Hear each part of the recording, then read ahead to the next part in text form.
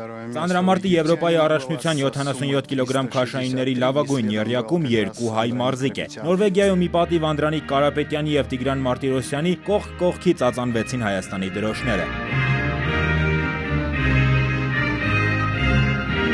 Մեր երկու ծանրորդներն էլ իրենց առաջին մոտեցումները կատարեցին վերջում, երբ բարձրացված էին բոլոր հնարավոր քաշերը։ Ստացվեց մեդալների պայքար երկու հայ ծանրորդների միջև։ Անդրանիկ Կարապետյանը պոկեց 170 կիլոգրամանոց ծանրաձողը, իսկ հրում վարժությունում գլխավերևում պահեց 197 կիլոգրամանոց ծանրաձողը։ Երկամարտում Կարապետյանի գրանցած 367 կիլոգրամ արդյունքը լավագույնն է։